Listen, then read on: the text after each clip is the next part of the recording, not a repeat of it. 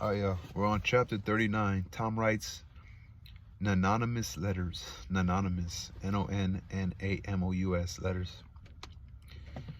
In the morning, we went up to the village and bought a wire rat trap and fetched it down and unstopped the best rat hole. And in about an hour, we had 15 of the bulliest kind of ones. And then we took it and put it in a safe place under Aunt Sally's bed. But while we was gone for spiders, little Thomas Franklin, Benjamin Jefferson, and Alexander Phelps found it there and opened the door of it to see if the rats would come out. And they did, and Aunt Sally, she come in, and when we got back, she was standing on top of the bed, raising Cain, and the rats was doing what they could to keep off the dull times for her. So she took and dusted us both with the hickory, and we was as much as 2 hours catching another 15 or 16. Drat that meddlesome cub, and they weren't the likeliest nother, because the first haul was the pick of the flock. I never see a likelier lot of rats than what that first haul was. We got a splendid stock of sorted spiders and bugs and frogs and caterpillars and one thing or another, and we like to got a hornet's nest, but we didn't. The family was at home. We didn't give it right up, but stayed with them as long as we could, because we allowed we'd tire them out, or they got to tire us out, and they done it. Then we got all Alley-cum-pain, Allykcumpain. We got all Alley-cum-pain and rubbed on the places and was pretty near all right again, but couldn't set down convenient. And so we went for the snakes and grabbed a couple of dozen garters and house snakes and put them in a bag and put it in our room. And by that time it was supper time and a rattling good honest day's work. And hungry? Oh no, I reckon not. And there weren't a blessed snake up there when we went back. We didn't half tie the sack, and they worked out somehow and left, but it didn't matter much because they were still on the premises somewhere. So we judged we could get some of them again.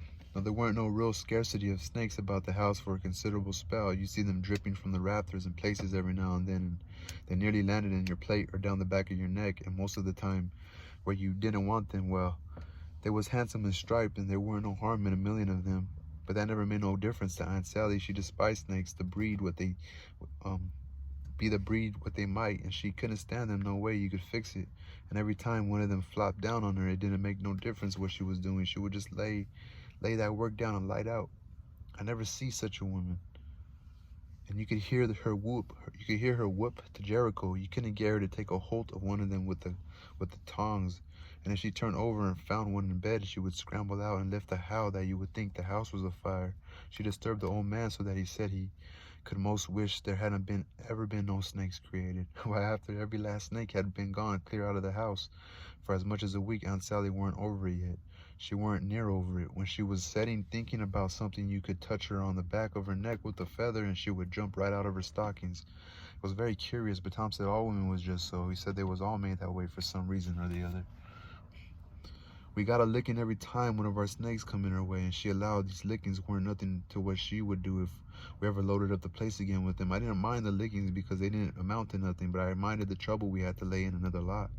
But we got them laid in and all the other things, and you never see a cabin as blithesome as Jim's was when they'd all swarm out for music and go for him. Jim didn't like the spiders, and the spiders didn't like Jim, and so they lay for him and make it mighty warm for him.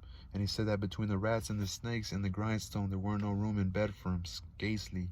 And when there was, a body couldn't sleep. It was so lively, and it was always lively, he said, because they never all slept at one time, but took turn about. So when the snakes was asleep, the rats was on deck, and when the rats turn in, the snakes come on watch. So he always had one gang under him in his way, and the other gang having a circus over him. And if he got up to a new place, the spiders would take a chance at him as he crossed over. He said if he ever got out this time, he wouldn't ever be a prisoner again, not for a salary.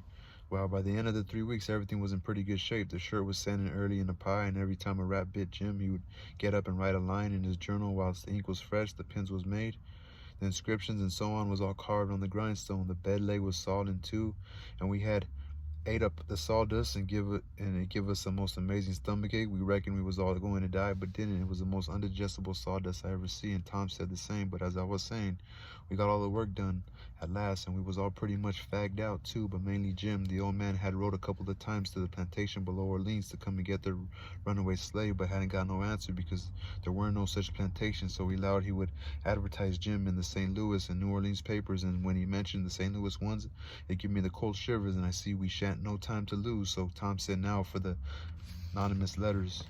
What's them? I says. Warnings to the people that something is up, something it's done Warnings to the people that something is up. Sometimes it's done one way, sometimes another, but there's always somebody spying around that gives notice to the governor of the castle. When Louis the 16th was going to light out of the Tuileries, a servant girl done it. It's a very good way, and so is the Nonnamous letters. We'll use them both, and it's usual for the prisoner's mother to change clothes with them, and she says in, and he slides out in her clothes. We'll do that too. But look at here, Tom, what do we want to warn anybody for that? Something's up. Let them find it out for themselves. It's their lookout. Yes, I know, but you can't depend on them. It's the way they've acted from the very start. Let us to do everything. They're so confiding and mullet-headed, they don't take notice of nothing at all. So if we don't give them notice, there won't be nobody nor nothing to interfere with us. And so after all your hard work and trouble, this escape will go off perfectly flat. Won't amount to nothing. Won't be nothing to it. Well, as for me, Tom, that's the way I like it. Shucks, he says, and looked disgusted. So I says, but I ain't going to make no complaint anyway. That suits you, suits me. What you going to do about the servant girl? You'll be her. You slide in the middle of the night and hook that yaller girl's frock. Why, Tom? That'll make trouble next morning because, of course, she'll probably ain't got any but that one. She probably ain't got any but that one. Or so go, he's gonna go steal some of her clothes. I know, but you don't want it but 15 minutes to carry the anonymous letter and shove it under the front door. All right, then I'll do it, and I could carry it just as handy in my own togs. You wouldn't look like a servant girl then, would you? No, but there won't be nobody to see what I look like anyway. That ain't got nothing to do with it. The thing for us to do is just to do our duty and not worry about whether anybody sees us to do it or not. Ain't got no principle at all. See, that's like another learning. That ain't nothing to do with it. The thing for us to do is to just do our duty and not worry about whether anybody sees us do it or not. And you got no principle at all. All right, I ain't saying nothing. I'm the servant girl. Who's Jim's mother? I'm his mother. I'll hook a gown from Aunt Sally. Well, then you'll have to stay in the cabin when me and Jim leaves. Not much. I'll stuff Jim's clothes full of straw and lay it on his bed to represent his mother in disguise, and Jim will take the servant woman's gown off of me and wear it, and we'll all evade together. When a prisoner of style escapes, it's called an evasion. It's always called so when a king escapes. It's always called so when a king escapes, for instance, and the same with the king's son. It don't make no difference whether he's a natural one or an unnatural one. So Tom, he wrote the anonymous letter, and I smouched. Twain likes to use that word, and I smouched, S-M-O-U-C-H-E-D. Tom, he wrote the anonymous letter, and I smouched the yallow wench's frock that night, but he spelled it yaller, Y-A-L-L-E-R. And I smouched the yaller wench's frock that night and put it on and shoved it under the front door the way Tom told me to. It said, "Beware, trouble is brewing. Keep a sharp lookout. Unknown friend." Next night we stuck a picture, which Tom drawed in blood, of a skull and crossbones on the front door. And next night, another one of a coffin on the back door. I never see a family in such a sweat. They couldn't have been worse scared if the place had been full of ghosts laying for them behind everything and under the beds and shivering through the air. If a door banged, Aunt Sally, she jumped and said, ouch. If anything fell, she jumped and said, ouch. If you happened to touch her when she weren't noticing, she done the same. She couldn't face no way and be satisfied because she allowed there was something behind her every time. So she was always whirling around sudden and saying, ouch. And before she got 2/3 around, she'd whirl back again and say it again. And she was afraid to go to bed, but she doesn't sit up. So the thing was working well, Tom said. He said he'd never see a thing work more satisfactory. He said it showed it was done right. So he said, now for the grand bulge. So the very next morning at the streak of dawn, we got another letter ready and was wondering what we better do with it. Because we heard them say at supper they was going to have a servant on watch at both doors all night. Tom, he went down the lightning rod to spy around, and the servant at the back door was asleep, and he stuck it in the back of his neck and come back. This letter said, don't betray me. I wish to be your friend. There was a desperate gang of cutthroats from over in the Indian Territory going to steal your runaway slave tonight.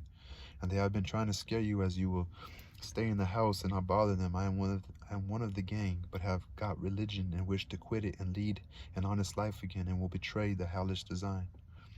They will sneak down from the northers along the fence at midnight exact with a false key and go in the slave's cabin to get him. I am to be off a piece and blow a tin horn if I see any danger.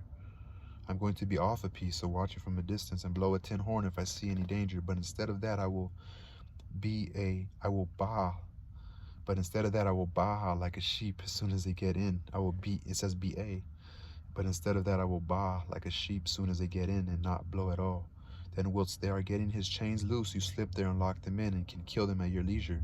Don't do anything but just the way I'm telling you. If you do, they will suspicion something and raise whoop. They will raise whoop jamboree-hoo. Whoop, W-H-O-O-P dash Jamboree-hoo. Whoop jamboree-o. Whoop jamboree-hoo. I do not wish any reward but to know I have done the right thing. Unknown friend. Alright, that was the end. I believe that was the end. Yeah, that was the end of 39. Now we're on 40. We know how the 40 looks? XL. XL.